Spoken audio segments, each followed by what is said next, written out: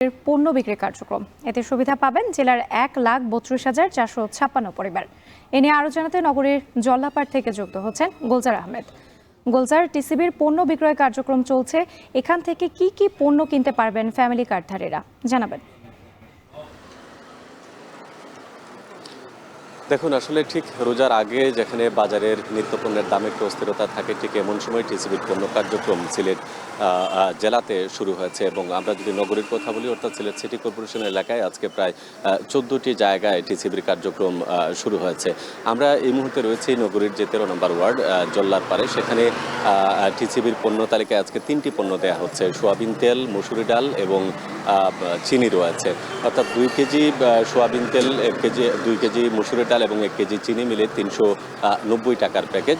প্রতি লিটার তেল, অর্থাৎ 2 লিটার তেল 200 টাকায় বিক্রি করা হচ্ছে এবং চিনি 60 টাকা কেজিতে, আর মসুরের ডাল বিক্রি হচ্ছে 2 কেজি 120 টাকা, অর্থাৎ এটিও 60 টাকার দামে।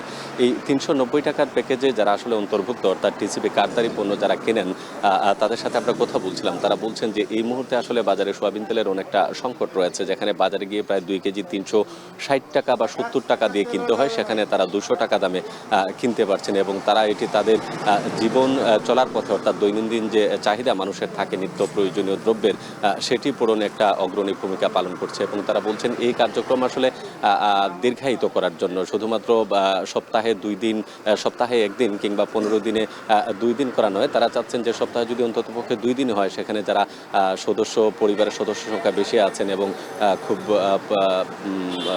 দরিদ্র, তাদের জন্য খুব বেশি উপকার হবে। এবং এখানকার ডিলার যারা আছেন তারা বলছেন যে ধীরে ধীরে অন্যান্য যে রোজার যে পণ্য আছে সেগুলো আসলে আসবে এবং আগামী সপ্তাহ থেকে আরও 2-3টি পণ্য নতুন যুক্ত হবে। তো সব মিলিয়ে আমরা দেখেছি যে নগরীর যে কার্যক্রম টিসিবির জেলা প্রশাসনের পক্ষ থেকে বলা হয়েছে যে এটি এখন থেকে রোজার শেষ পর্যন্ত নিয়মিতভাবেই এই কার্যক্রম অব্যাহত থাকবে এবং তারা যতজন টিসিবি কার্ডধারী নাগরিক আছেন তারা প্রত্যেকেই কিন্তু এর সুবিধা পাবেন এবং এর আওতাভুক্ত থাকবেন। তো সব মিলিয়ে টিসিবি কার্যক্রম আজকে শুরু হয়েছে এবং এটি 15 রমজান পর্যন্ত আপাতত এটির কার্যক্রম চলমান থাকবে রাত্রে।